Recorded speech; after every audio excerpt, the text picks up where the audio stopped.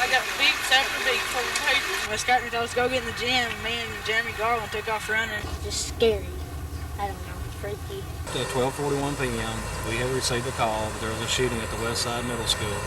Upon our arrival, we found several children, appear to be all young girls, laying here on the west side of the school.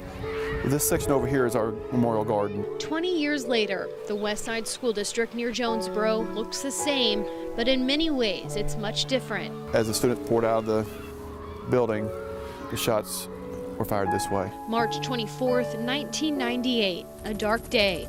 Two young shooters, ages 13 and 11, killed 4 students, Natalie Brooks, Paige Ann Herring, Stephanie Johnson, and Brittany Varner, along with 6th grade teacher Shannon Wright. There's symbolism throughout the garden.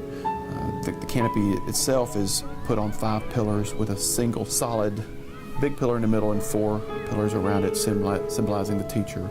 And there are 4 students that passed away. Scott Gott, the current Westside School District superintendent, walks through the memorial garden. It sits in the same location where tragedy struck 2 decades prior. Even though it happened 20 years ago, this is still right under the surface. This is, for lack of a better term, still an open wound. You have to take it on as a day-to-day basis. Crystal Scott remembers that day like it was yesterday. She was in the 6th grade at the time. I was in class. The fire alarm went off. We got together, went out the back door, and shots rang out. She says the next thing she heard, no child should ever experience. We didn't know exactly what was going on. We thought it was firecrackers at first. That's what it sounded like until we seen the classmates on the ground and blood. March 24, 1998. Jonesboro Police Chief Rick Elliott was a sergeant at the time. He says when the first call came in, Shots fired at Westside School, and we got teachers and students down. He says he ran to his vehicle and drove immediately to the school. I'm running lights and sirens, and I come upon a minivan, a blue minivan that is going as fast as I am.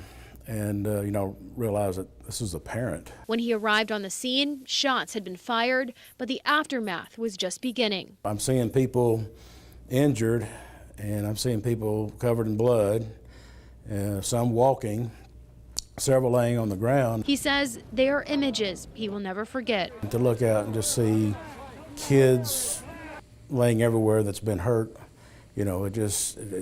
it's a big shock. It weighed heavy on you, and it weighs heavy on me today. Years later, as the police chief, Elliott reflects on that day that changed his life. He says seeing tragic events like this unravel today still affects him. Every time you see one of these shootings unfold on TV, since Westside, we had Columbine the year after, and they just keep on going. I just kind of sit down and you have to take a deep breath, and I relive that. This is not something that goes away. It remains with you. It's part of our DNA here. The place where these flowers bloom now serves as a reminder of the lives lost in March. In Craighead County, I'm Stephanie Sharp.